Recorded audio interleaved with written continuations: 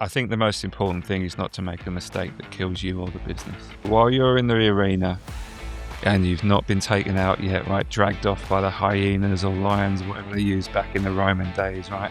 While you're there with your sword and your helmet and you're running around, you've still got a chance to make something magical happen. If you do something stupid, kill the business, kill your reputation, you're done.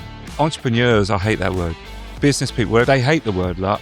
I do feel lucky, Greg. I am lucky. Of course I'm lucky. I have to be lucky. I'm in the 0.1% of lucky individuals that starts a fintech, of course. But I'll tell you what I didn't do. I didn't make a mistake that killed me or the business.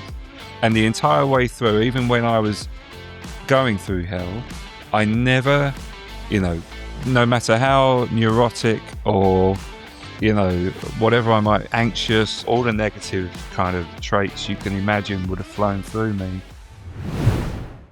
Hey, everybody. Welcome to the Practical Founders Podcast, where every week we hear an amazing story from a serious founder who built a valuable software company and did it without big funding.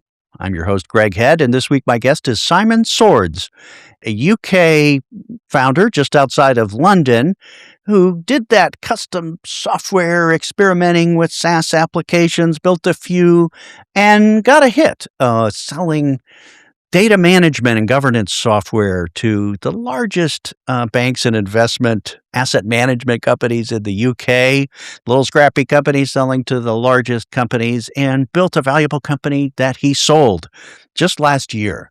And so he's just on the other side of it. He's very wise about how brutal and painful and how many mistakes he made as he was in this journey and the lessons he learned and the wisdom he's gained. So he's a great storyteller, and I know you'll gain a lot from hearing Simon's story here.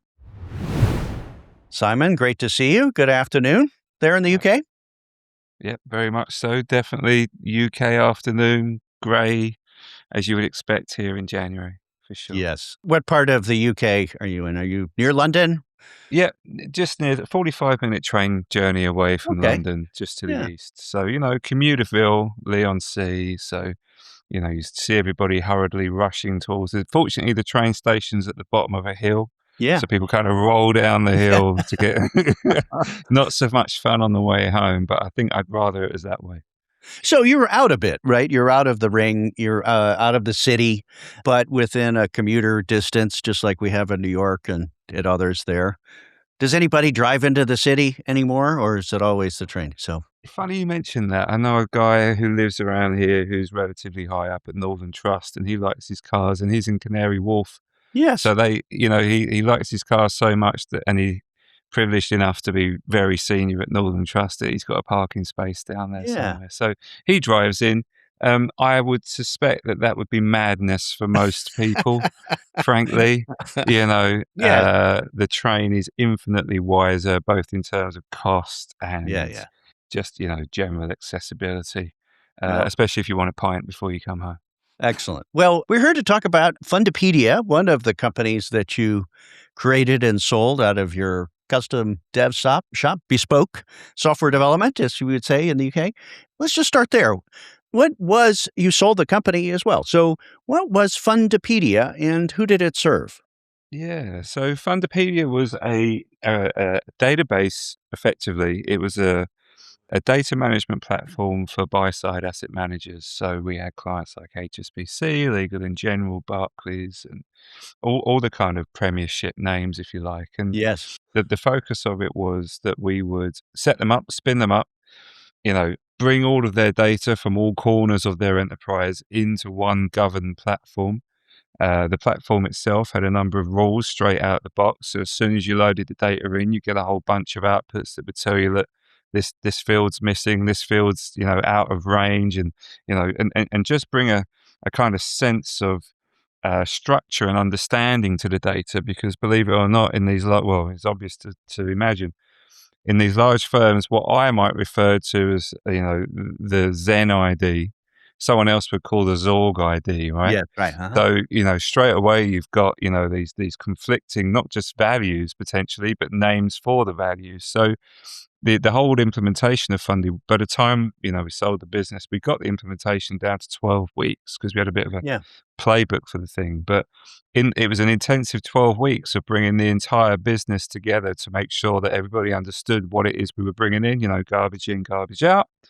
Make sure that all of that's set up properly, structured, hierarchy, notated, some metadata around the data. And then what it allowed the firms to do was just automate the heck out of all of their regulatory reports, MiFID, PRIPS, all of their client reporting, fact sheets, and so on. And, any other, as you can imagine, they're distributing downstream this fund information to Morningstar, Yeah. Bloomberg, you, Right. you Right. you name it, right? Wherever they Right. need that. And the accuracy of that data is paramount, because if an Right. investor makes a decision off of a bad bit of data on Morningstar, there's potentially a headache there. So it was a real, take data from any source, manifest it into something that's governed, that the entire business, like, democratize access to that data. So Mhm. Bert doesn't maintain a spreadsheet in the corner anymore of his Yeah. own columns.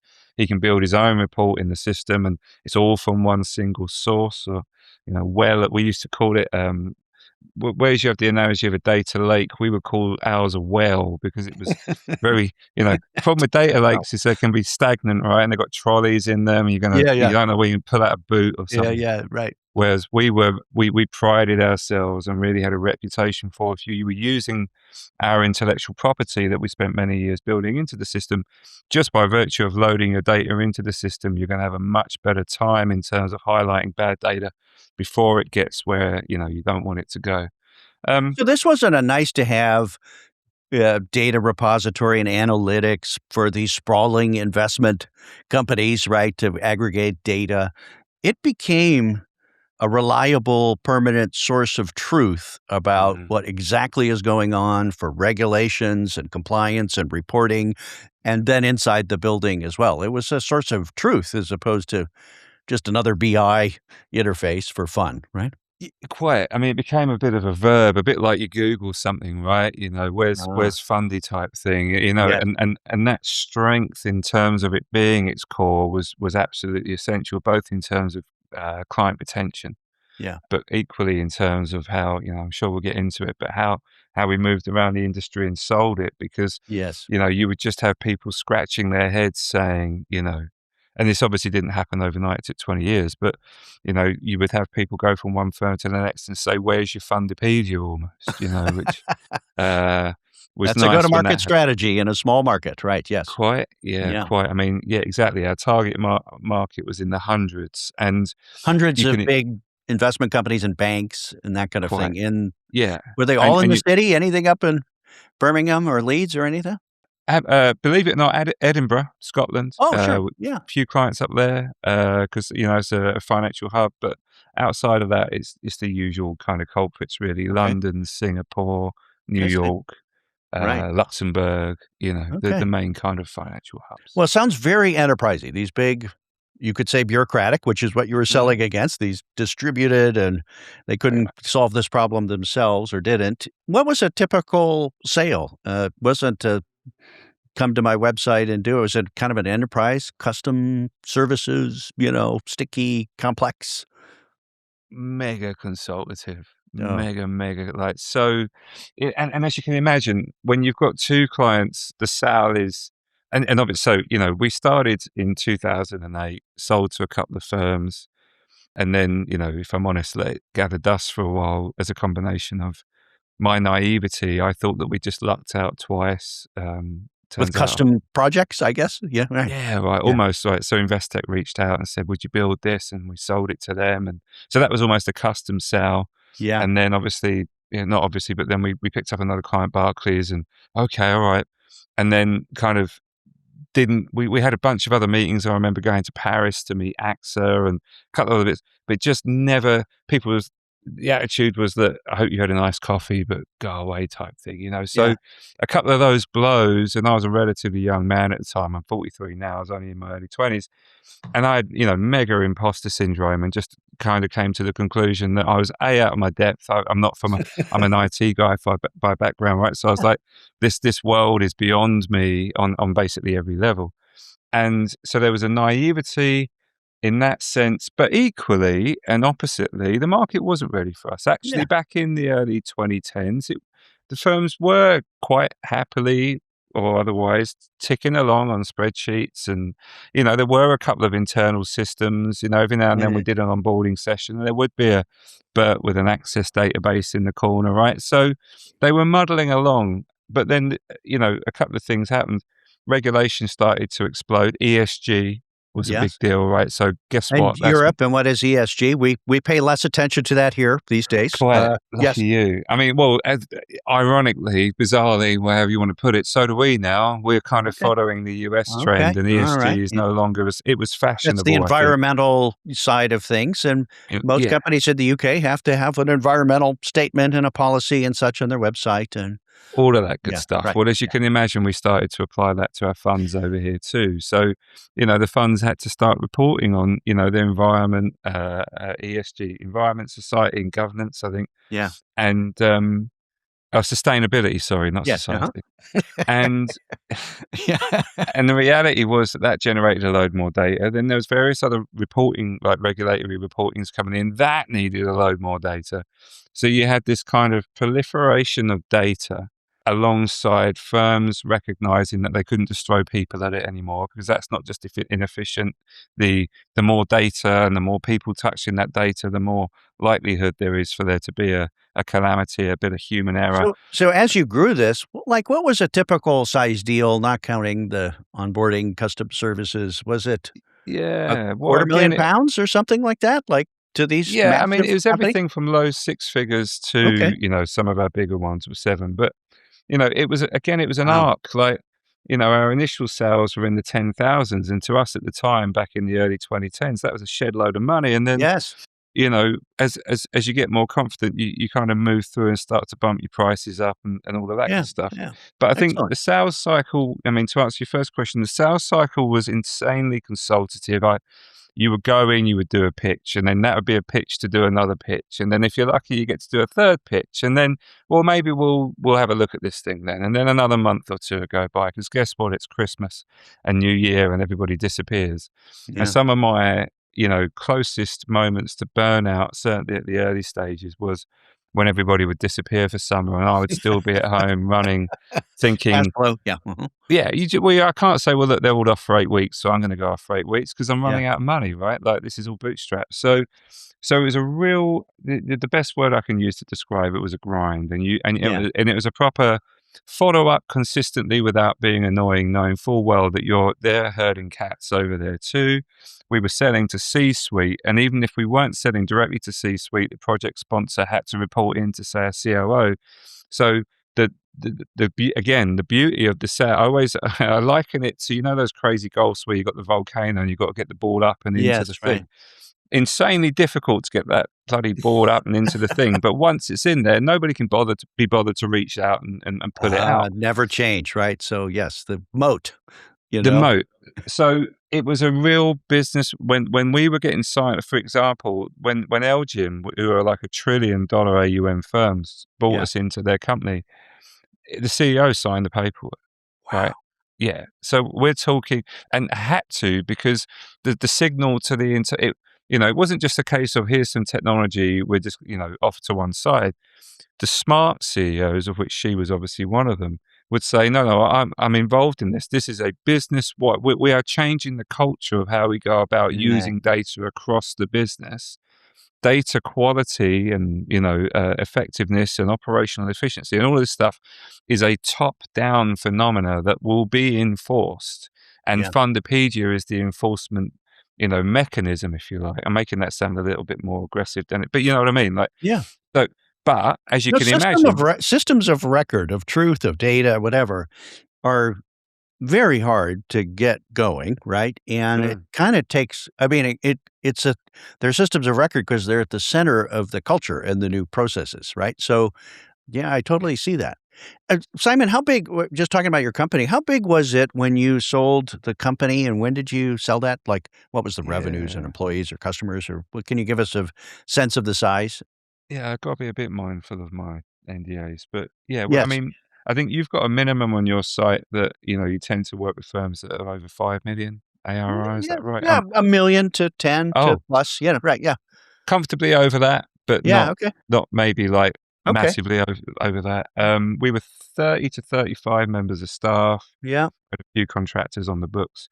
We had a core set of clients that, again, unfortunately, I can't give you a number, but certainly we had, if you imagine it like Pokemon cards, we had all the main ones, you know. You started at the top of this, HSBC and others, right? Yeah. Well, that was HSBC obviously was absolutely a turning point. Elgin was a turning point. What other metrics can I give you? I mean, we had, Were you profitable when you were sold and when you sold the company? And can you talk about the valuation roughly? yeah, yeah. So, I mean, the advice I was always given was the rule of 40, which I'm Yeah. sure you and Yes. your viewership are more than familiar with, but just in case, for anyone kind of venturing into this space, the rule of 40 states that so long as your profit and your annual growth are, between them as percentages, at least 40, you're hitting the high notes in terms of a Yeah. valuation multiplier. Excuse me, the logic for that being that if you're all in on growth and you're not making a lot of profit, well, obviously they can kill certain overheads to bring the profit up, and vice versa. If you're all in on profit and not so much growth, we were absolutely blowing the rule of 40 out of the water. Oh, great. We had a pipeline of fantastic names that were coming through. I guess it's probably worth pointing out that we didn't. It's not like we accepted the first offer that we were given, Right. and the nice thing about that is that the firm that we were talking to that ultimately did take us on and bought us. When we turned them down, we said, "Well, we'll know on the basis of the fact that my pipeline looks like this, and you've now told me what your multiplier is." And again, while I can't give away the exact numbers and Yeah. multipliers, what I can say is, generally speaking, industry standard, if you are busting the rule of 40, especially if you've got positive net revenue retention, which we had, right? We didn't churn a single client. In Wow. fact, existing clients were coming along spending more with us. Yes. So you didn't just have your cross and upsell, you had your new and your cross and upsell. And if you really are ticking all of those boxes, then you generally find that on your ARR you'll get 10x, right? Yeah. So Okay. I Well, mean, yeah. Thanks people for can. getting a range there. And what year was that? May last year we sold on the Okay. 28th of May. We completed on the 28th of May. And are you still involved with the company, or did you No, we were very cash out? specific. Yeah, Yeah. no, we're out. So again, we had two chats with the people that ultimately bought us. We had a chat in 2024 and said, look, that's a lovely number, but actually, if I look at my pipeline and I compare it to the valuation that you've just put on it, I now know that for every new Yeah. pound of ARR that I put on, and I'm looking at my pipeline going, I've got quite a lot of ARR standing there staring me in the face that I'm 80% bullish on. I'd be absolutely mad to go now, right? The Yeah. analogy I always use, though, it's very Yeah. easy for me to sit here with a smile on my face, but equally, it was almost like finishing a marathon and then being asked to run a 10-kilometer side race. That last year was hard Yeah. because suddenly it went from, look, I think on paper, I've got this lovely spreadsheet. I think my business is worth X. Somebody's now offered you that, right? So suddenly Yeah. what used to be a distant thing that maybe we'll get a valuation one day was there. And it was really, I had to, I'm quite a disciplined and focused person to a fault, but I really did have to box that and go, right, we're doing another 10K minimum. And at the end of that 10K, they might not come back round. This episode is brought to you by my friends at LaunchBay. LaunchBay is built for B2B software companies where client onboarding is hands-on and messy. Think data collection, setup steps, approvals, training, and customization. If you're currently juggling onboarding through email threads, spreadsheets, shared docs, and way too many check-in meetings, LaunchBay pulls all of that into one clear system. It gives both your team and your clients full visibility into what's happening. It automates follow-ups and approvals and helps you onboard customers faster without adding more people or process overhead. Hundreds of practical software companies use LaunchBay to deliver a consistent, professional onboarding experience every time, so customers get value faster and teams stay sane. You can check it out at launchbay.com/practical and get 25% off the first 3 months of any LaunchBay plan. Now back to our podcast. Did you have any investors at all? Were you completely bootstrapped or? Totally bootstrapped. So Okay. So we you we had had your optionality and you had leverage and you could say no. Usually it's yeah. part of the 3 no's. No Hmm. thanks. Oh, no, really? Okay. That Yeah, kind of thing or whatever. yeah. So 2 We no's, did the I two guess. no's. Well, Yeah, one right. no really, one no Yeah. and then a yes. But yeah, so no, we were profitable. We were smashing the lights out. We were unique in that we had all of the main Pokemon cards. We had all of the main badges using our software. Our reputation was stellar. Like if you were going to put together a checklist of how Yeah. to create a company, a middle management team that basically ran the business without me, I'm not saying I didn't do any work, but back to your point, am I still involved? No, because on the first go round, I made it clear to them that when I was out, I was out. I've seen far too many founders I know. not think about this in advance and not so busy thinking about the big hopefully big number that they're having waved at them. They don't well, I'll do anything for that, Yeah. especially if you're a bit tired, right? Another 10K. Right. Yeah. Whereas Yeah. my chairman and I were, and, in he's exceptional, Jonathan Farrar, my ex-chairman, and he said he'd sit me down on calls like this in this exact room and say, Simon, you got to know what you want, mate. What do you want? Do you want Yeah. to work for them? Do you not want to work for them? Do you want to go? Do you not want to go? What's your number? We used to talk we Yeah. didn't Uh-huh. talk all the time about it, but at least annually you'd say, right, well, I think your number's this. What's your number?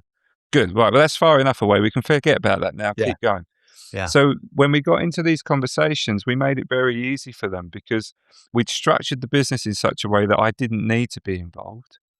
And so when they said to me, look, here's the offer, and by the way, you've only got to stick around for 3 months, that was an acknowledgement of me having been very clear with them Yes. that that's what I wanted. Yeah. And I talk to far too many founders who are having those types of exciting and great and insanely, everything almost like Willy Wonka factory style Yeah. golden ticket, right? But they've lost sight of it. They're so overwhelmed by the fact that there's this ticket now that Yeah. they stop all the things that they would have thought about when they entered the game. Now that they're exiting the game or think that they might be, they've thrown it all away and they're just right. We're going. And I'm like, whoa, like Yeah. you got to be as deliberate about the exit as you have, the way you start the thing. And we Well, were. that's kind of the practical founder game, which is, everybody says you should get VC funding. London is a VC funded, Yeah, town. yeah, VC. What you do is you get VC funding. But if you've got a smaller market and you have an exit in this range, and your market doesn't move as fast as the funding expectations, yeah. then it doesn't make sense. So the first rule of the game is to know what game you're playing. We'll go back to your journey, but you had a perpetual motion compounding recurring revenue machine, not losing customers, everybody spending more every year, gaining more customers, gaining momentum and reputation. Is that what you set out to build when you started all of this? I think I evolved my thinking over longer than 20 years. So my first business was when I was 18, and Yeah, let's go back. Yes, right. yeah. So I knew I wanted to be in IT. Right, I was going to be. I'm a computer guy. I taught myself to program when I was a kid. I was on the internet using Merc, like internet Yeah. relay chat back in the day, staying up all night chatting to bored US housewives. Probably, I don't know. They didn't know who I was. You know what I mean? Like goodness knows who I was talking to on the internet back in the mid-90s. And I just knew that I wanted to be into computers. I did a 2-week thing, like a work experience thing at a large law firm in London because my mum worked there. She got me a gig for 2 weeks. And two things happened. One, I realized that I do definitely want to be in IT, even if we're going to be pushed into the basement. That's fine by me. Just leave Uh-huh. me alone with all my lovely computers and servers. I'm a very happy man. Two, in that 2-week work experience, I realized that it's not a meritocracy in big companies. And so if I was Uh-huh. going to do it, I was going to do it on my own because I couldn't play the game. There was a guy who's now retired. His name was Mark Hamilton. Massive monster of a guy. He must have been 6.5. I'm not short, and he was towering over me. And he had this big booming voice, and he didn't know an absolute thing about IT. And I just remember thinking, right, there's a different game being played here. It isn't about the fact that he knows what he's doing. It's about the fact that he's managing his orbit of people around him. Yeah. I can't play that game. Yeah. I'm not going to survive in this environment. I need to be entrepreneurial, solo on my own, away go. So I started a hardware company before Michael Dell came along, and kind of blew me out the water. I was selling computers and bits and Making pieces. computers. Yeah. Yeah. And the occasional website and all of that good stuff, right, for local businesses. And very quickly, I realized that I preferred websites because when computers break or networks go down, guess what? You get a phone call, you've got to get on your motorbike and get out and there and go and fix it. So straight away, I was like, right, well, websites beat computers, cross computers off, right? I don't want to be getting a call at 4 o'clock on a Saturday afternoon when I'm meant to be down the pub with my mates. I'm going to build websites instead. Fine. So then got into websites. Then obviously website coding started to become more complex in what you could build. So then it became, right, well, I can build all sorts of solutions. So that was when we started in the shed around 2007.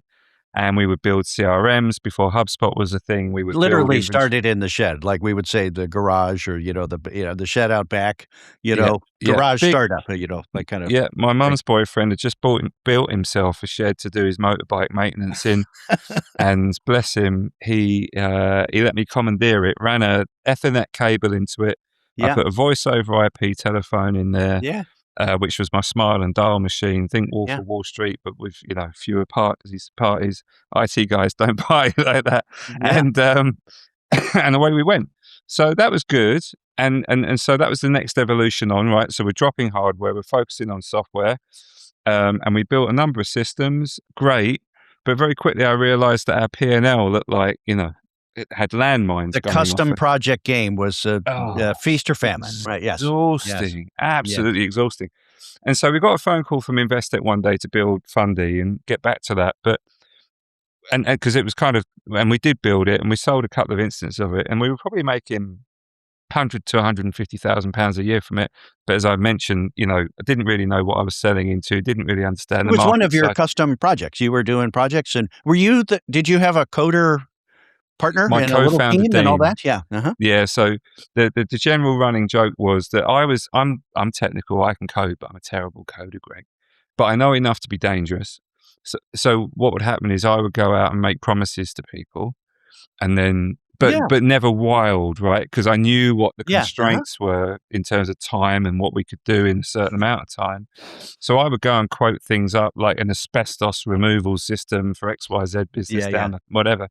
And I would come back and say, Dean, we've got 4 weeks, my co-founder. Now, he was an absolute, and still is an absolute technical wizard, absolutely just wired up in a way that, I wish I was.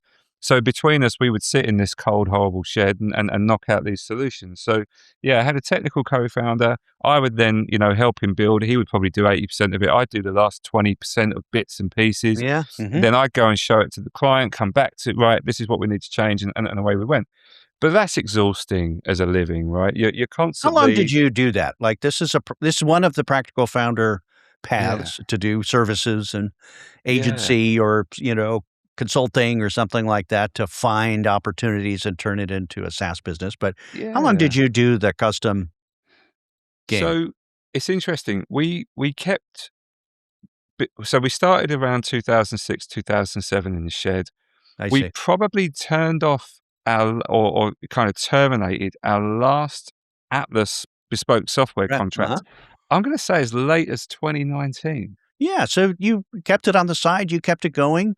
We did. One of the things about services, the curse is it's feast or famine and, these custom projects, but doesn't take any capital to get going. If you can talk to somebody, you can find a problem. And if you know the software, you can make something up because almost nobody understands their problem. Can be answered with software, and so forth. So you guys figured that out. Would you consider that? I mean, you were surviving long enough to get better at things and find problems that you could turn into other businesses. But did you think of the services business as the funding for the whatever investment that you made personally to make your SaaS business? Yeah, no, absolutely we did. We, the initial business was set up, to your point, I think I loaded up a credit card with like £20,000 of debt. That got us the phones, the desks, the laptops to get us out the door, right?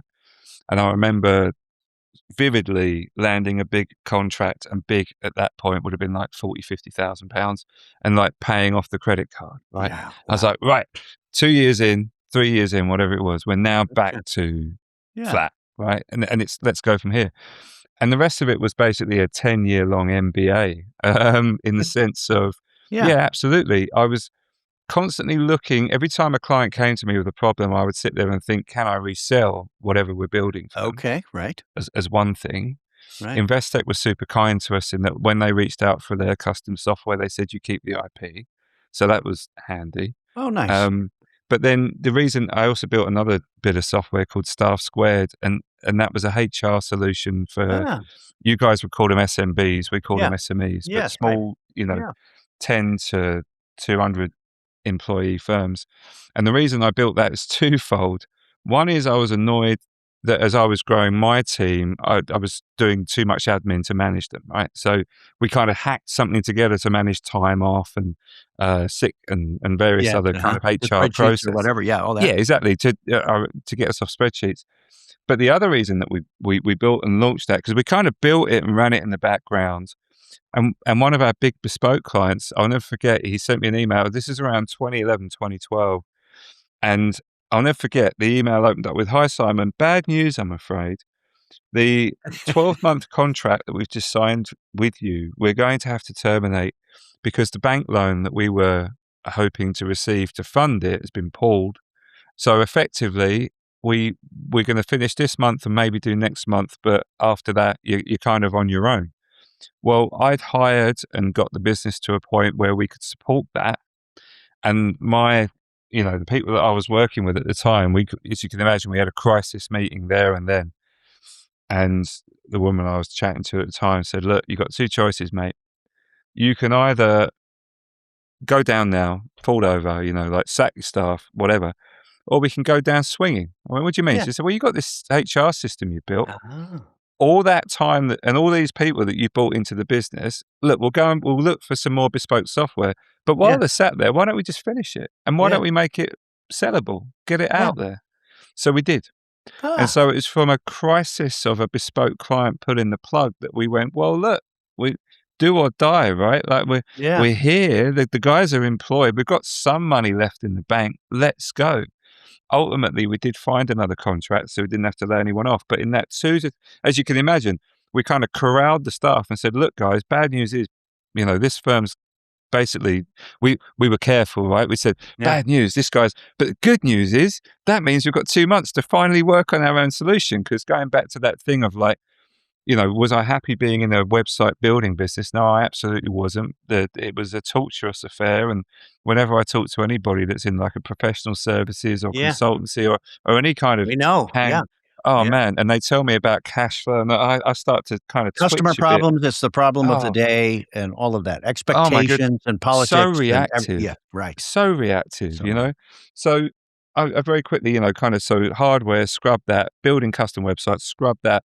I want the analogy I used to use is, it's a bit weird because it's a bit more B2C, but I want to take a pound off of every man and woman in the street. I don't mean flat, I mean a pound or a Yeah. dollar, right? If I can get enough people to give me $1, it doesn't matter if three of them stop giving me $1. Yeah, I've, right, I've got resilience in my business, right? right. And that was what Staff Squared was. Staff Squared was to the masses in terms of SME, SMB masses. We had 250, maybe 300 companies using it. It was Oh, never ever going to smash the lights out like yeah. Fundipedia did, but it had this lovely, slow little uptick of revenue. Yeah, well, And you I learned knew, the SaaS business, and yeah, the SMBs are like the opposite end, uh, yes. of the world than the largest banks in the UK, right? Yeah, yeah. So Yes, that was very interesting. SEO, that was Yes, pay-per-click, that was low yeah, touch, high yeah, volume, a totally different bag to enterprise and it was sales. recurring revenue, so you Yeah. got to see the compounding recurring revenue SaaS business Yeah, I game. built a little KPI dashboard and I'd Of sit there course, and I'd refresh it right. and see how many people signed up last week. And it was lovely. You would see the credit cards get loaded up onto it. And you got to bear in mind, back in the early 2011, 12, this was still a relatively, Yes, make money uh-huh, while you sleep type yeah, concept, right? My right. friends were like, that looks great. And I was like, it is great. We're printing money over here. Like, this is the future. And what it did, and the reason we didn't kill the bespoke business off there and then, is because it didn't cover all of our costs. It just gave us a baseline, Yeah, and rather selfishly, and a but taste. Yeah, right, yeah, yeah, well, it gave me a taste of it, but equally, it also it meant that the absolute worst case scenario was if everything went wrong and we lost all of our bespoke clients, I'd be able to halve the team, but keep the business on life support while I looked for what Yeah. next. Yeah. And you So did two yeah, things at once, which is hard, right? three And if you include. everything like I mean, that. I know I wasn't giving Fundipedia much attention at the Yeah. time, but yeah, we had 3 businesses and I was running them all badly. Yeah. From the- So you were kind of at this place, surviving long enough, see where the problems are, and you were Scrappy. experimenting with, let's say, modern software recurring revenue products. What was it about Fundipedia that, pulled you that direction? This data governance for asset managers, and the Yeah. big ones. So, like of everything in life, and there's a lesson here, I suppose, for other founders. I've got to be really honest. It was bleak, I sit here and I'll laugh about it now and I'll joke about it, but genuinely, cried in front of my staff a couple of times over Yeah. how hard it was to run those 3 businesses and keep the lights on. I had a Yeah. health scare at one point. I had to take 3 months off for burnout. It was just Brutal. so brutal. I can't put it into words. Yeah. But the thing is, I never gave up. I always used to joke, I'm like 50 Cent. I'm going to get rich or die trying, right? Which Yeah. is again another personality trait. And genuinely, Greg, I think there were times on the journey before we get to why did funding then provide Yeah. the off ramp, if you like. But there were times when I think my friends and family probably did fear for me a little bit, right? It Yeah. was I was tired. I wasn't sleeping. I definitely wasn't exercising. I wasn't eating well. I looked like garbage. I probably wasn't acting very sanely. I was a mess. I was a Yeah. big hot mess. But And I you kept were in the middle of everything. You were selling the clients, you were making payroll, so it wasn't this operation that you talked about with Fundipedia where you weren't needed every day. You were the firefight, right? Literally. every Yes. day. Yes. Right. What fresh hell is going to be served up? And the challenge that I have is, and it's not a challenge, obviously in hindsight, it's a bit of mental fortitude and robustness, but I would rather have died than have given up. Ah, And I don't say that with any amount of joke. No, I'm being serious. There was that business would have imploded. Had it imploded, it would never have been because I gave up. It would have yeah. been because something external to me came along and crushed it, or something out of my hands blew up. I would never. There's not a million. There's no hope in a million years that I would have called up one day and just phoned it in and said, I just can't do this anymore. Yeah. Hence why I got so sick. Anyway, so there was this lovely, I kept hacking away at it. And then around 2017, 2 or 3 things happened. That's a long Somebody, time, by the way. That's 10 years of playing all of this and making payroll and running around, trains into London, all that kind of thing. So, yeah. my wife, who I love dearly, she said, when I first met you, this was, we met in 2016. She said, you were fat, bald and broke. I was a real, But other than that, right, yeah. other than that, I must have had something because she moved Yeah. to the UK, bless her. So, yeah, no, I was a big hot steaming mess. I kept the wheels on it, but it was very scrappy still. I'd learned a huge amount. I knew exactly where I needed to take the business. I knew that ARR was the way forward, but had just couldn't. Despite all my energy, it was too scattered, and didn't happen. So then a few things happened, all kind of, I say all at once, over maybe a period of 2 or 3 years, from like 2016, 2017 to about 2020. Yeah. So the 2 clients that we landed, Investec and Barclays, one of those, there was all at a conference in Luxembourg, I think it was. And like we said at the start, it's a very small industry. If you think about 300, 400 asset managers, well, if you're only selling to the top 5% in those firms, CEOs, whatever, they all go to their conferences and they all network, right? And They all it's know very each other. tight. Yeah, it's tight-knit community. And totally coincidentally, somebody had left. They were at Investec. They'd gone to M&G and were chatting with the guy. They bumped into his old mate at Investec and said, are you still using that fundy thing? Well, yeah, we're not just using it. We love it. It's exactly, it's perfect. Great. And Sam, his name is Sam Idle. Yeah. Sam said to him, right, do us a favor, put me in touch with Si. I want to have a chat with him. So the phone rang, and now we're into M&G. And because M&G were part of Eastspring at the time, they were sister companies, we actually landed 2 contracts for the price of 1 phone call. So that happened. So suddenly the ARR went from called it 100 to 150. Now it was at 250, 300 maybe. And Yeah. we had 4 big names using it, right? So Yeah. fine, interesting. Yes. Then I had 2 other shareholders. I got a guy over in Jersey called Richard Harwood involved in the business. He bought 6.25% of the business back in 2011 for 25 grand. Didn't need the money. Yeah. The only reason I took the 25,000 off of him was to have him have a little bit of skin in the game. Yeah. So that when I called up, he'd say, "What's the matter?" Right? Yeah. Because I didn't just want an informal. I wanted, ironically, because I'm now the grey hair, but at the time I wanted someone with more grey hair than me. Mhm. So That's he wise. Get a little wisdom as opposed to just go figure it out the hard way, right? A totally little right. wisdom. Yeah. Exactly right. I wanted Yeah. someone who'd seen around the corners. So he put, around the same time as we were landing M&G, he put me in touch with his mate on the island of Jersey down in the Channel Islands, John Farrow. John was in between jobs. And he said to John, do us a favour, Si's a bit all over the place. Can you just go and have a chat with him? I don't think it's going to amount to anything, but just have a coffee with him and see what, because Richard had started to, if I'm honest, lose a bit of hope in me, and Yeah. I'd lost a bit of hope in me. It was all a Yeah. little bit too hard for too long. So John and I had a chat, and I'll never forget, he sat down in my office in Wickford, which is just up the road. And I took him through it exactly like I took, right, we've got Atlas is doing this amount of revenue a year, called it 500,000. We've got Star Squared doing about 250,000. And we've got like these other 3, 4, soon to be 4 clients they're doing about 2. So we're doing about $1 million a year, across these 3 businesses, blah, blah, blah, chatting away. And he went, well, you've been a bit negligent, Simon. And I went, negligent? Yeah. He said, well, you've got the Premier League of firms using Fundipedia. You're telling me that they cause you no support headaches. It's all straightforward. Why the hell aren't you out there selling more of it? Like, what are you doing? And I said, I mean, I would have panicked, right? I wouldn't have had a decent answer other than, I don't know. He Yeah. said, well, you need to go and know, mate. You're mad. What are you doing? So he came along. Now, it's interesting that he's in financial services. Mhm. And I could keep you on the rest of this interview with all the advice that he's given me. Yeah. But the main bit of advice he gave me is, certainly at the start, which is, he gave me 2 things. He said, one, look, I'll help you out, mentor you, whatever. And if your business blows up, I'll get you a job where I work. He was at Yeah. Sarn at the time, right? So Yeah. I just need you to take a deep breath and know that you're going to. Now, I chat to him now. I go, did you really have a job? He's like, no, I didn't have a job.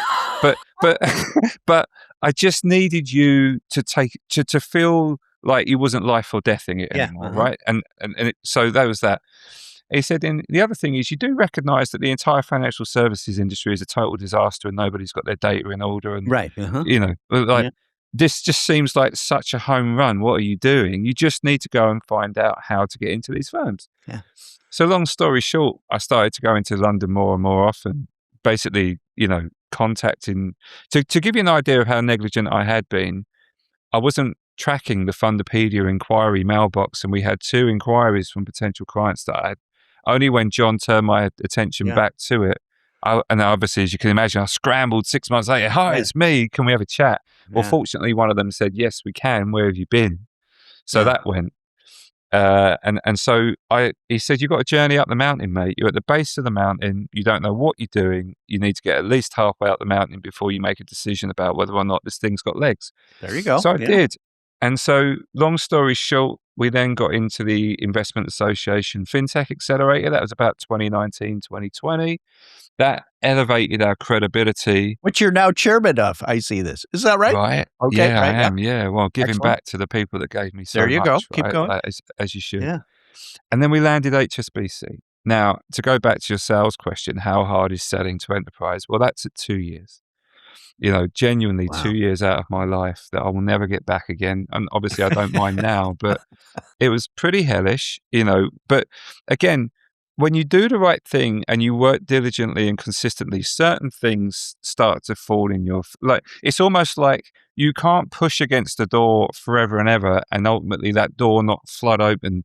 And I think there's also this weird thing that happens, that if people see you pushing against the door, and so long as you're not doing it recklessly, you're doing it thoughtfully and masterfully, if I can put it that Yeah. way, everyone else starts to push on the door with you a little Yes. bit, Right. right? and things in life start to Yeah. go. So the woman that got us into M&G, Susan McCartney, got fed up of working at M&G, and she came to work for me as a consultant. As we were trying to get into HSBC, bearing in mind it was lockdown, right? Mm-hmm. We're pitching to HSBC, and we was RFPing. It was up against Morningstar, Bloomberg, and a couple of other big names. And we were the scrappy underdog, right? And again, we could do a whole nother show about how do you know, reposition yourself against the incumbents, because there's a lot Yeah. to unpack there. But long story short, we were saying to them, if you keep buying off the incumbents, you're going to keep getting the same results, right? So why not? We'll break this POC down, this proof of concept down, in such a way that your downside is limited to these part payments, but the upside could be that you revolutionize how you manage your data in this There we area. go. Right, come on, this It's a could be big statement to a big Right, bank from yeah. the scrappy entrepreneur in a fresh hell every day. That's pretty Quite. amazing. Yeah. Yeah, right. So we're digging in. I've got Susan McCartney. Now she's well revered across the industry. You walk into a room and say the name. She's been in asset management since they were smoking, doing it on paper Yeah. ledgers, right? You get the idea, right? Her words, not mine. So, but this is where serendipity kicks in, right? She lived down in Surrey. The chief data officer, bearing in mind we were in lockdown, so you're not allowed out. The chief data officer for HSBC, who was the absolute sign off on who won this deal, was her neighbour. So she would go out on dog walks and meet up with James every day. And well, not every day, but whenever they could be bothered to meet up, much more often than anybody else would have access to what's going on the inside of the HSBC machine. She'd have a chat with him and say, so where are you? And he would say to her, do you back Simon? Do you back Simon? Does Simon Endorsed. do? Yeah. Uh-huh. And she did. And she said, look, not only do I back Simon, Simon's working with me. I'm now a consultant full time at Fundy. I will back this. I will make this happen. Lean on me. Wow. And the rest is, I don't want to say the rest is history, because it's a lot more potted than that. But How that do was you're a scrappy, tenacious, relentless entrepreneur, right. but you're also thoughtful and philosophical about this. How do you think about luck for this? I mean, you could argue that you created this luck, playing this game for 10 years and doing these things with these people and surviving long enough so some of these things could happen. The serendipity could happen eventually, compounding the good work that you did and so forth. You could say you earned that luck, or do you think there's just luck? I think the most important thing is not to make a mistake that kills you or the business. I think Survive long enough to have some luck or whatever. Yes, while survive you're in long the enough. Right. yeah, while you're in the arena and you've not been taken out yet, right? Dragged off by the hyenas or lions, whatever they used back in the Roman days, right? While you're there with your sword and your helmet and you're running around, you've still got a chance to make something magical happen. You Yeah. do something stupid, kill the business, kill your reputation, you're done, right? Yeah. No, and and like you say, entrepreneurs, I hate that word.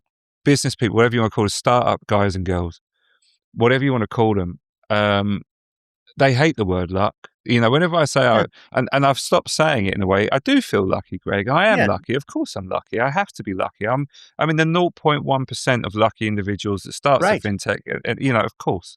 Right. But I've stopped saying luck because everybody gets pretty angry. You made your own luck. No, all right, okay, fine. Well, it's philosophical, and I don't know if I can't argue that either way. But Yeah. I'll tell you what I didn't do.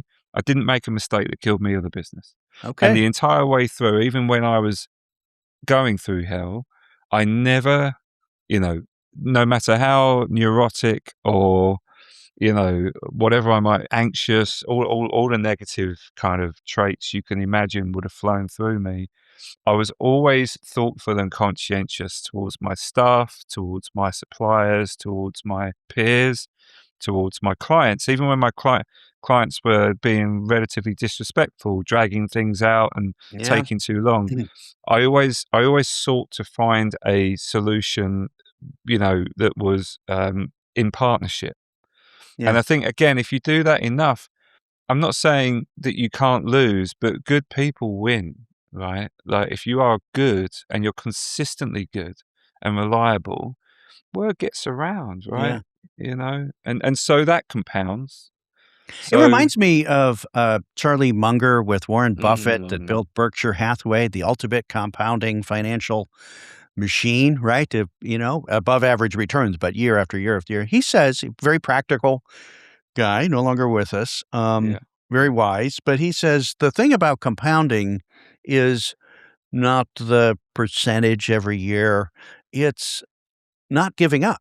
It's not stopping. It's not Yeah. breaking, right? It's staying invested in his world, right? Mhm. Through thick and thin and letting the compounding happen. And you had your compounding of your reputation and recurring revenues and all of that. So, Yeah. congratulations to hang in there.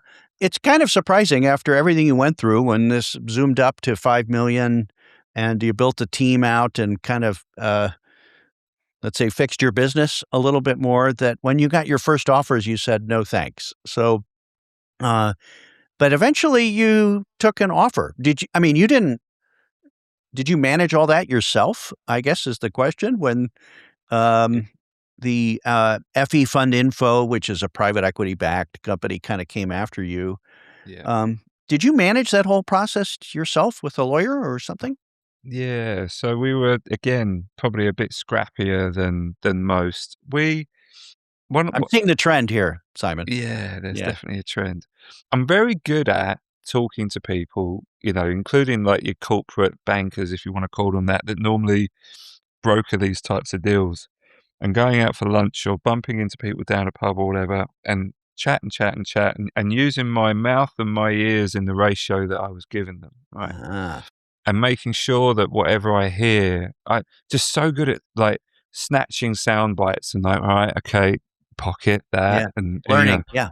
always curious, always learning. And so, I'd been around the block a little bit in terms of I had a decent set of fintech peers in also selling into this space. I'd seen and heard them talk about what does and doesn't work. Um, and in again, like you say, it's a bit of a theme. I wanted to control the narrative. So we did sell Staff Squared through a broker, right? And so I knew what that looked Your like. other software company that Yeah, kind of the grew other up a side, little bit. Yeah. yeah. Mhm. And so I'd seen what that looked like, but I just I thought, see. well, There we go. Right. yeah. So and so that was great. That was a mini sale in a sense. That was Yeah. only like it was a Yeah. couple You're of mil or learning. whatever. Yeah.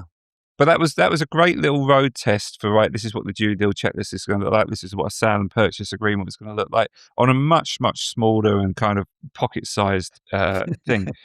And with that, and bearing in mind that my chairman's an accountant, which is insanely useful, Hmm. albeit of course we have he's a chartered accountant, but we've obviously got our own accountants too. Ironically, owned by HG Capital, the PE company that bought us. They own the accountants that we use, but just to show how Yeah. the world's consolidating. Yeah. But anyway, long story short, no, we didn't hire any corporate broker. We turned down the offer that we turned down.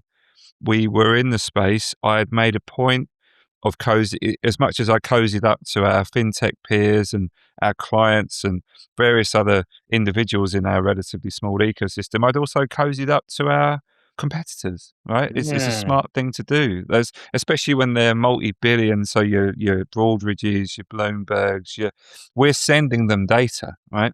So it's actually quite trivial to pick up the phone to them and say, hey, you receive our data, be great to have a coffee and just understand how you guys see the data that you receive and where you see yourself. And I would talk to other firms that had sold to them because, Yeah. Mhm. Bloomberg and Broadridge, sorry, bought Fund Assist. And so I spoke to the people that were working at Fund Assist to say, well, how did it feel after the, you just go around squirreling away trying to Yes. draw this three-dimensional thing. Anyway, by the time we got our second and the offer that we did ultimately accept, I had a couple of other firms that were talking to us too. And in much the same way as, we'd done everything else, I wanted ultimate control over the narrative, over John and I were very good double act in terms of him asking me the right questions from the outside Your looking in about chairman, what. mentor, advisor who was on the cap table Yeah. and, The a same wise guy that called person. me Yeah. Right. negligent, Yeah. right? He was now like, the other side of the journey saying, well, look, you're not negligent anymore. Now it's just a question of what do you want? You are where you are. The business is profitable. You can keep going or you can stop. And I said, look, I'll do the 10K, but then, I promise you, I do need to stop. I am, at that point, I was tired. So, the short answer to your question is that we hired we had a lawyer called Babs. We love Babs. She's great. Who we'd used for everything on the way through. Yeah. And we contacted her and said, look, Babs, we're doing this deal. I can probably say this now. We're going to use ChatGPT for most of it, just so you know, in terms of how we go through and manage the cycle of due diligence and so on, because we can and it's Yeah, a there. And new advisor for people. What do you do about this? What are the 5 things? What did other people do? Like, you can ask it infinite questions, right? right, and at 2 o'clock in the morning without it costing you Right. £300 an hour. So in 6-minute increments. So yeah, we So absolutely. I so let's just repeat that. Like, you're a main advisor during your acquisition and all the legal and negotiation and everything was ChatGPT. all day long. Yeah, Yeah. I would feed it the questions. I would say, look, their lawyers, HSF or whatever they are, have just bombarded with another set of 100 questions. This time we're going to go through. I want you to go through the questions one at a time. I'd already given it a pre-prompt of, you are my corporate business broker developer guy. This is who you are. Love This that. is what you know. These are the types of deals that you work on, of this size, of this nature. And against all of that, I used the prompt to get me the prompt to put in. Right. I Of said, course. I need yeah, right. Yes. So Right. like cyclical compounding prompts. And then I would just feed, it was version 4, I think at the time, 3.5, 4 maybe. And I would just feed in these questions. I'd feed in the Literally the SPF questions you got from their lawyers and their and financial their people, and, Deloitte. they're Yeah, digging to look for yeah, something else to find the hole, and yeah. so yeah, that's Yeah, the amazing. process was, I'd get bombarded. I'd do a first cut of the answers. John would then look at the answers, tweak what he didn't like. I would then send it back. They would then go through it, obviously manually. They would then send it back to me. They would tick off the ones that they were happy with. There'd be a bunch of new ones and maybe some additional questions on the questions that were previously asked. But the key thing in my prompt that I kept using was, I want you to shut this line of questioning down. You can't be dishonest. You must always be truthful, but I need you to not give me anything in the answer that's going to just open another set of questions. Always trying to bring it to a close whilst being honest. And so John, and if it couldn't answer, or if I was ever unsure, I'd obviously pick up the phone to John. If we were both unsure, which was rare, we would pick up the phone to Babs. Obviously, Babs went through the final SPA.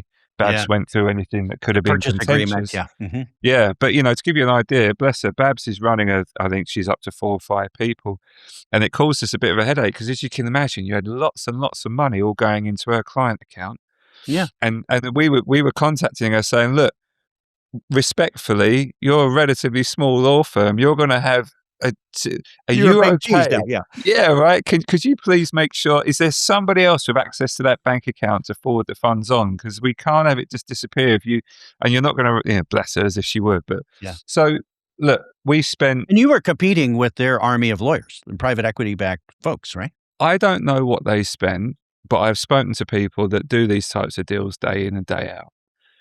Deloitte and set of lawyers on a deal like this, which is not the biggest deal in the world, but Right? Yeah, yeah, it's a yeah. chunky deal, is going to be $250,000 per firm. We spent 20,000 on our lawyers, Mhm. and we spent maybe less than that on our accountants, and the rest of it was a £15 a month ChatGPT subscription. You know, That's um, a great one. I'm gonna quote you on that. That's awesome, and it worked, right? You got through it, you got your deal, you signed the it, paperwork and all that? Yeah. honestly, Craig, it wasn't. I've had worse dentist visits. Oh, Genuinely, like it wasn't. Look, it dragged on. I did have to kick off a couple of times. I did threaten to pull the deal a couple of times. I'm not going to lie, but we had that agency, right? yeah, Again, that's why I didn't want a corporate broker in the middle. You yeah, know, it's my deal. It's my company. These are yeah, my people. Those are my clients. And until you actually own it, no, you can't talk to them about X, Y, Z. yeah. Right, there you They go. wanted to do certain things to make sure the clients were happy, and of course we supported that because we wanted to make sure our clients were happy too, right? Yeah, mhm, That's just good due deal. But no, this is my, until it's like a house sale, like anything. No, you can't come and paint all the walls red until you actually own the thing. So there comes a time when, yeah, but I have to say the guys at FE Fund Info were fair. I think they could see that what we were doing and how we'd built the culture in the business was aligned with theirs. I know everybody says that after the yeah, event, yeah, but yeah, truly, they're good people and they just want it to work. I'll give you a for instance, when Liam, their CEO, would come and talk to our bigger clients like HSBC, I would leave the room after he kind of pitched to join up to them, right, to make sure. And I would joke with him and say, do you know what, Liam? Listening to you talk, I actually don't think I should sell it to you, mate. This, you're right. Fundipedia is great. Like, maybe I should keep it. Yeah, that's great. But that's because he was if such it's a so good great, I sales should have kept it. Yeah.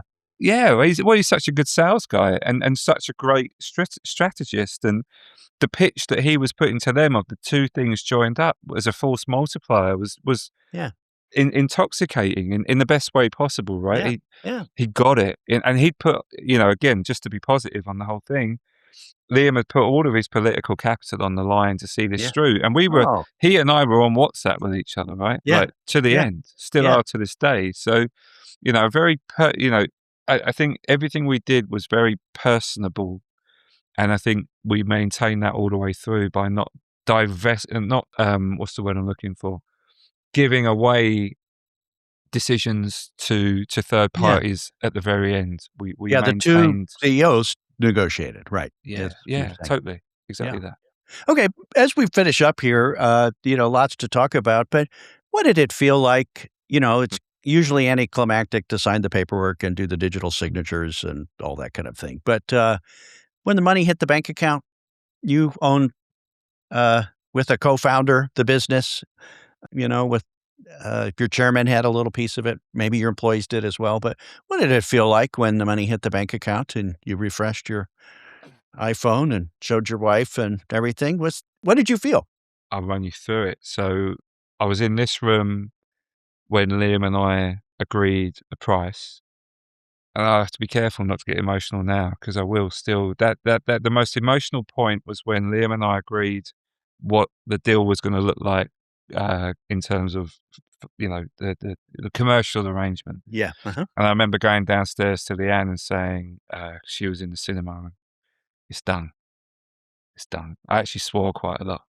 I won't hear. I sense that. Yes. Thanks for being right. And I started crying. I had a big old cry. I could still cry now because that was just so, when you've been slogging away for 20 years. 20 years, yes. Yeah, like that was huge.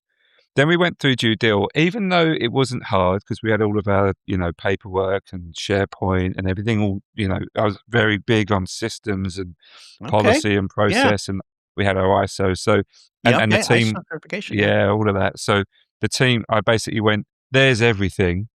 And if you've got any problem with it, I'd be surprised. And ultimately they didn't have much issue with it. So we then went through the slog. It was more of another 12-week, let's call that, if the extra year was a 10K, then the due deal process was a quick, 4-minute kilometer dash, right? Like over the finish line, trying not to blow up. When the money hit, I was in Ireland, funnily enough, which is where my family are from, which I thought was, again, another serendipitous weird thing that I was in Ireland with one of my best friends. But we had some weirdness. Our phones were playing up because we'd switched to the Irish network and nothing was, and because for tax reasons, Leanne was a shareholder too, right? So some of it was going to her and some of it was going to me. There you go. And all the other shareholders had got theirs and I still hadn't got mine. And so I was sat there going, right, well, look, this is fine. This is fine. This is all good. And, as I'm sitting there drinking a Guinness or whatever. And then it did hit. And I remember refreshing the bank account and it hitting like at some point. And to be honest, it's hard to quantify how I felt other than to say it was like having an elephant removed from my back. Yeah. That I got very good at carrying. Yeah. But equally. And you forgot the elephant was there, Yeah. Right? And suddenly I was lighter than air by comparison. And it was, to be honest with you, Greg, even today, I'm still getting used to the idea that I don't wake up on a Monday morning to a barrage of phone calls and emails. And it's a hard thing. So unfortunately, or I don't want to say unfortunately, but I think when you've done something for 20 years and then suddenly that pressure is taken away, the bones are still crushed by the elephant, even if the elephant's not on them anymore. That, you know what I mean? So I'm now going through this process of like stretching back out again and trying to get good at not being crushed by an elephant, for want of a better analogy. Yes. Um, And but are you huge getting relief. help for that? There's a, it's a hard thing to do to ourselves. I've seen this hundreds of times, right? And Yeah. most times founders get back in the journey because that's what we're addicted to. That's what we're good at. That's what we like to do. We build, and it's hard and all of that. But are you getting help to help kind of relieve your habit? That's a good question. So, I have done therapy a couple of times, Yeah. genuinely, on the way through, Yeah. unsurprisingly, probably given what I've said. I remember, so part of what helped me with the process is I did sell some of the business to my chairman a couple of years ago for an amount of money that wouldn't have been forever life changing, but certainly relieved me of the day-to-day stress of worrying about, oh my God, if the business blows up, Yeah. I've You sold a wasted. piece of your business, so you got the check, right? Yeah. I Yes. did, and that was 3 years ago, and Yeah. I booked myself into therapy after that because I thought I would feel happy, and I didn't. And I was like, Yeah. "Oh, no, everything I fought for," Yeah, I know. and Isn't as you that can imagine, amazing? my doctor, therapist, psychologist, the lovely Amy, the incredible, just an incredible woman, did the work on me to help me get to the point where I wasn't chasing the dragon, as it were. Yes. Uh-huh. Yeah. Then interestingly, so sold it, money came through, fine. I then spent Q4 doing a really good job of trying to get back on the horse. And it was only when I went away over Christmas, I sat down with Mrs. S, who was over in This the top. last Christmas, like, This yeah, Christmas yeah, just a gone, month yeah. ago. Yes. Uh-huh. I had 3 or 4 things lined up that I was gonna go do, and I woke up on one of the days where I was there in this lovely, whatever, by a lake in the Cotswolds. And I said to her, "Leah, I don't think I can do it. I don't think I can do it. I don't think I can do it yet. I'm tired. I'm worried about the non-compete. I don't wanna fall out with the guys over the non-compete. They've been good to me. I don't wanna ruffle those feathers. But most importantly, I just don't think I'm ready for it yet." And she went, "Thank God. I saw you Yeah. keep going up to I spent 12 weeks in the run up to Christmas going up to London. I was busier between Right. September and December I than I know. was the whole year." And she said, I let you get on with it, but I did think, he's mad. What's he doing?" So, Need a rest. I need a rest. So, yeah, that was a bit weird. It fell out the sky. So then I had to recalibrate, right? And decide not to get back on the horse Yeah. until at least kind of later this year, early next year. And so It's being the it's type of, usually a nice thing. So here's a suggestion for you, just to say to people, "I'm not gonna do anything for a year," whether you yeah. do or not, right? You need a story for yourself and for other people. It creates a little barrier. You can go have coffees and do all that kind of stuff and get out and learn AI tools and geek out or whatever. But usually, when you come out of it, this old saying is between trapezes. You've let go of the other trapeze and you don't have one yet. It's very disconcerting for most entrepreneurs. Uh, you know, just to say, I'm not going to do anything for a year. What, you know, so Well, what's whether the whatever you do with that, but it gives you a little air cover. well, look, it does. What I've decided to do, I'm doing a half Ironman, I'm doing a half marathon, I'm building a car. Oh, fun. Uh, I'm gonna join a local chess tournament. I'm gonna, Yeah. joining a Keep busy. band. Yeah. Oh, Yeah, look at like, you. Right. yeah, right. Yeah. And who's So, that behind you there? I see a little guitar sticking out. Yeah. oh, that's Noel Gallagher. Oh, Yeah, right. Yeah. that's a signed, one of a kind print by. I've got quite the Oasis. Oasis guitarist. Yes. I'm Uh-huh. afraid so. I've actually got that guitar downstairs, and Oh my um, gosh. There we I've I've go. I've gone a bit mad on it, Greg. We Yeah. called it the Wonder Wall. Yeah. Oh, there Um, we go. Good for you. it's So, just not a good look. yeah, well done. And you're not even from Manchester. So, No, I'm not. do you anticipate getting back in the game someday with a wiser, different approach, right? You're younger, right? You don't have to do anything now, but do you imagine starting another company knowing how hard it was for you before? I am Currently, I'm going to ask you. We'll come back a year from now and see what you say. yeah, no, I'd love to, yeah. Currently, I'm mentoring a couple of people totally informally, just because it's the right thing to do, Yes. and I think I enjoy it, if I'm really honest. Can I see myself going back in the trenches, I think is your question. As Yeah. at today, no. Okay. I don't want to be in financial services anymore. I'm tired of the bureaucracy. I'm willing to do as much as I can from the sidelines. I think improvements to the ecosystem that all the fintechs operate in, I can absolutely Yeah. help make. But I think when you consider that AI coming along is doing things like pivoting enterprise firms back to build rather than buy, which because we always used to pitch buy and not Yes. build. Why would you Yeah, build, yeah. Don't do it yourself, right? Now right? you could do it yourself easier. The old Well, when you think about what a Salesforce license costs, right, and Yeah, what you might be able to, and how much of that system you're using right. versus we can now just use Claude Code and knock this out in a Yeah, couple of weeks, and yeah. look, we're millions in the green on it. I Um, get it. I kind of want to see how the chips fall on the AI stuff, Yeah, but that's a good and thing. Right. yeah, and Yeah. I want to help people out, and I want to guide through people, but I think I would be lying to all of my friends when I sold it. Said if you don't take at least a year off, you're mad. There we go.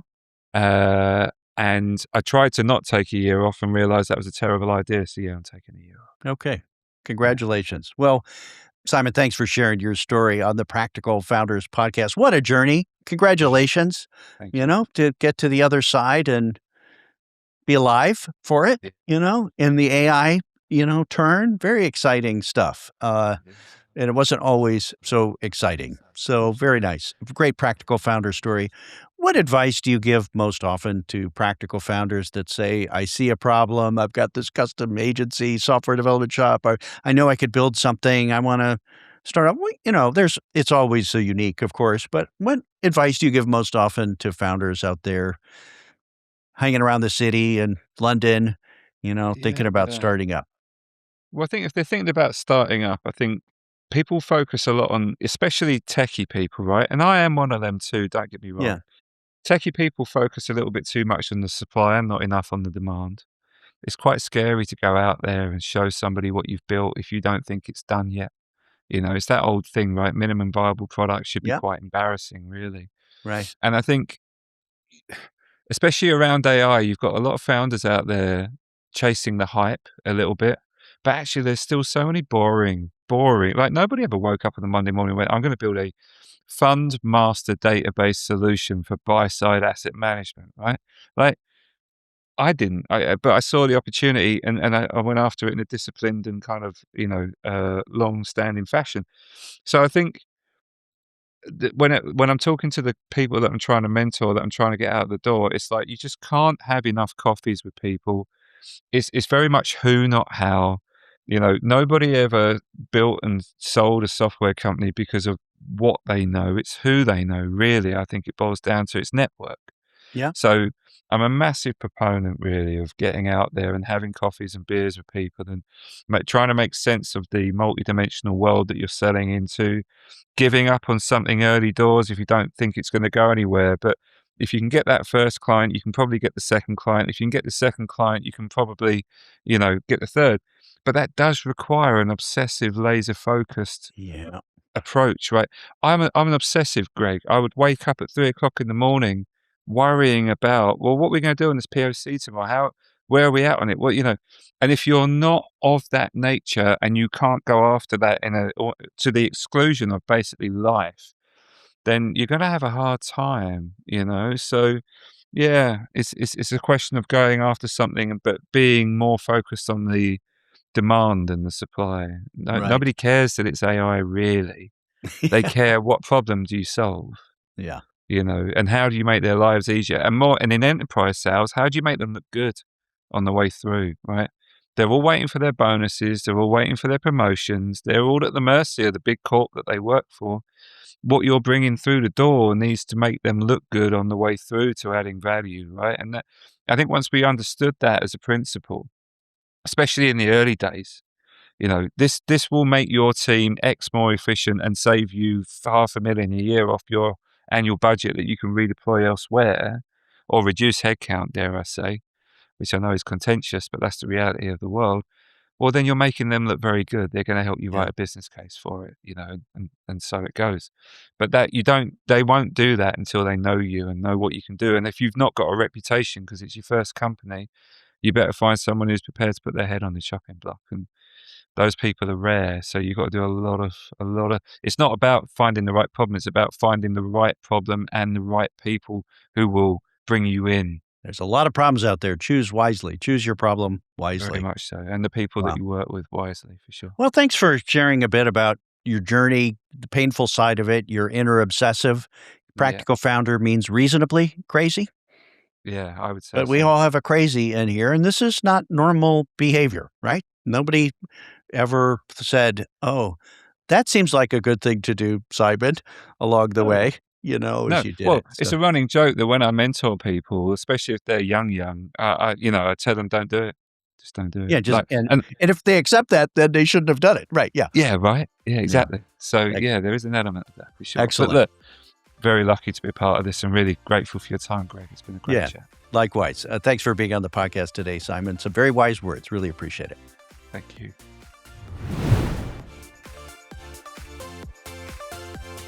Thanks for watching this week's interview on the Practical Founders podcast. Be sure to like this episode and subscribe to the Practical Founders YouTube channel to keep up with my weekly in-depth interviews with serious software founders who are building valuable software companies without big funding. You can check out my blog, all the podcast episodes, and information about my Practical Founders CEO peer groups at practicalfounders.com, or message me on LinkedIn if you'd like to connect. See you next week.